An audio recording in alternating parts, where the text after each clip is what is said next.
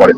Doctor ইউনূসের জীবন হাসিনার থেকে অনেক মূল্যবান। হাসিনার কোনো নিরাপত্তা থ্রেটই ছিল না, সেখানে বাজারিকরণ করছে। কিন্তু সত্যিকার ইউনূসের সাথে যেভাবে মানুষের ইন্টারঅ্যাক্ট করতে দেওয়া হয়েছে, এটা আসলে কোনো সিকিউরিটির মানে ইয়ের মধ্যে এটা পড়ে না আর কি। ঝুঁকিতে আছেন ডক্টর ইউনূস, তার দিকে এখন সকল দিকের টার্গেট। তো সেই জায়গাটা আমার মনে হয় যে নিরাপত্তা বাড়ানো উচিত, বাট তাকে জনবিচ্ছিন্ন করে নয়। আপনি কিছু বলতে চাচ্ছেন? জি কোন ভাই, আপনি একটু সংস্কারের কথা বলেছেন, এটা কিন্তু একটা খুব কিন্তু বার্নিং ইস্যু। আমি ডক্টর ইউনূস সম্পর্কে আসবো, উনি নো ডাউট আমাদের জন্য একটা অ্যাসেট, ওনাকে প্রোটেক্ট করতে হবে যে কোনো উপায়ে হোক। কিন্তু আবার এই সেই প্রোটেকশন করতে যায় অতি দরদি হয়ে যাচ্ছে ডক্টর ইউনূসের প্রতি, এটাও ক্ষতির কারণ হচ্ছে। এখন মনে করেন সংস্কারকে একটা কথা হলো, সংস্কার অবশ্যই দরকার, কিন্তু এটাকে কেন নির্বাচনের মুখোমুখি দাঁড় করানো হচ্ছে, আমার প্রশ্নটা এখানে। এখন এমন হয়েছে, এখন যদি আপনি নির্বাচনের কথা বলে, এটা কবিরা গুনার মতো হয়ে গেছে, কিচ্ছু বলা যাবে। এটা এক ধরনের হুজুগ। আমি আপনাদের সবাইকে অনুরোধ করবো, এটা কোনো বিশেষ দলের জন্য না। আমার অবস্থান জানেন, আমি যে অবস্থায় ছিল, আমি ডিপলিটিসাইজেশনের এগেইনস্টে। এটা ক্ষতিকর, এটা যেই হোক।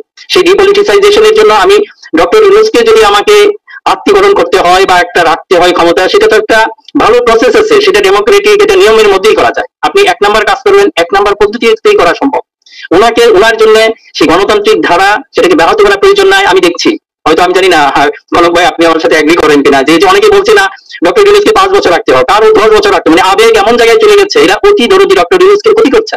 উনি আমাদের অ্যাসেট। আমি একটা লেখা লিখেছি আজকে, হয়তো আমার দেশে আসতে পারে এই কারণে যে ডক্টর ইউনূস তার ব্যবহার, তাকে ইউজ করা বরং তাকে অপব্যবহার করা। এখন ডক্টর ইউনূস যে কথাটা বললেন, আপনারা যেটা বলছেন তার নিরাপত্তা যেটা হচ্ছে, এটা রিয়েলি অ্যালার্মিং। কেন ওনার প্রতি এটা দেওয়া হবে না? উনি আমাদের কাছে।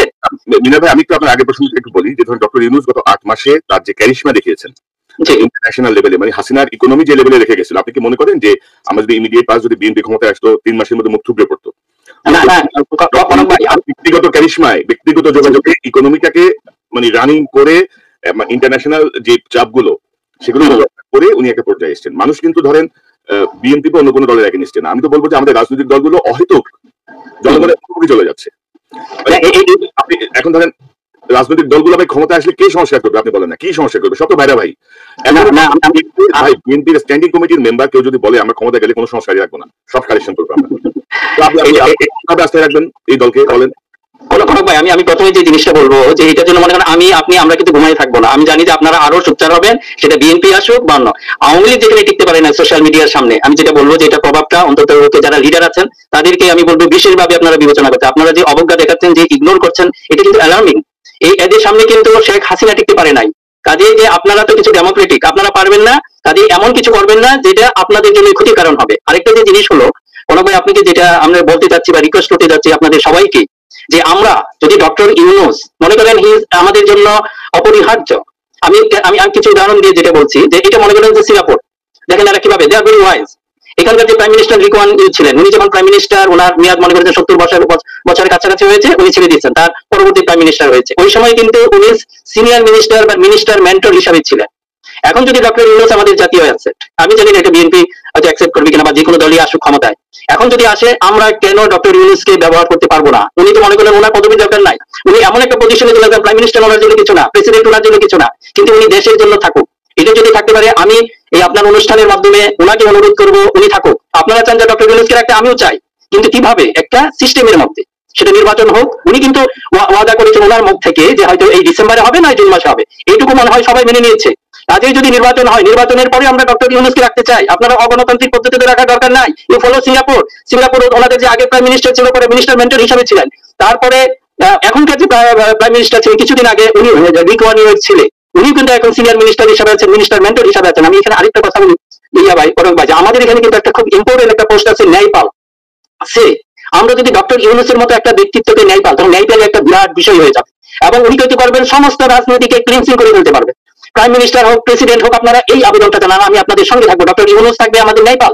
এবং এটাকে আপনারা নেগলেক্ট করেন না। সিঙ্গাপুর দেখেন ওনারা করতেছে, ওনার যদি সেই এটা থাকে, আসুন না আমরা সবাই মিলে। ডক্টর ইউনূস কিন্তু দলের সম্পত্তি না। এই যে আমি দেখি এনসিপি না, আপনারা যেটা আছেন আপনারা টেনে নিয়ে যাচ্ছেন কিসের জন্য? ডক্টর ইউনূস আপনাদের জন্য না। এটা যদি করেন, এটা ভুল ইউজ হবে, ওনার একটা ভুল ব্যবহার হবে। আমরা আসুন সবাই মিলে ডক্টর ইউনূসকে এমন একটা জায়গায় রাখি, উনি যতদিন আল্লাহ ওনাকে বাঁচিয়ে রাখবে, উনি মেন্টালি এবং ইন্টেলেকচুয়ালি অ্যাক্টিভ থাকবে, ওনাকে আমরা এই পজিশনে চাই। আমরা আমাদের মূল, আমি একটু বলি শুধু, আমাদের মূল সমস্যাটা হলো দুর্নীতি। এই একটা জায়গায় যদি উনি সংস্কার করতে পারেন, পুরো জাতিটাকে করতে পারেন, তাহলে আরো কিছু লাগবে? আর কিছুই লাগবে না। যে প্রাইম মিনিস্টার হোক, যে প্রেসিডেন্ট হোক, ওকে লাইনে থাকতে হবে, লাইনের বিরুদ্ধে যে কোনো মেধার হোক, যে কোনো, ওগুলো আমাদের চিন্তার বিষয় না। কাজে ডক্টর ইউনূসকে যদি, এই যে আজকে আপনারা ডক্টর ইউনূসকে বেশি ভালোবাসেন, আমি ভালোবাসি, আমার মধ্যেও আছে, কিন্তু আমি ওনাকে এই জায়গায় রাখতে চাই। ওনাকে আমরা বিতর্কিত করতে চাই না, ওনার জন্য আমরা গণতান্ত্রিক ধারাকে ব্যাহত করতে চাই না, ওনার জন্য নির্বাচনকে দূরে নিতে চাই না। নির্বাচন সময় মতো শুনতেছি তো যে অগণতান্ত্রিক অনির্বাচিত স্বৈরশাসকের অধীনে ছিল, এত জোরে কথা বলতে শুনি নাই ভাই। 8 মাসের মধ্যে গণতন্ত্র একেবারে মাথার মধ্যে ঝাঁপাই পড়ছে এদের। না ভাই, আমি হ্যাঁ বলেন। আমি আপনার একটা কথার সঙ্গে দ্বিমত পোষণ করি। এই শব্দটা ব্যবহার করতে চাইলে ডক্টর ইউনূসকে ব্যবহার করে না, ডক্টর ইউনূসের মেধা, যোগ্যতা এবং যে সংযোগ বিশ্বব্যাপী, সেটাকে আমরা প্রয়োজনে ইতিবাচক ভাবে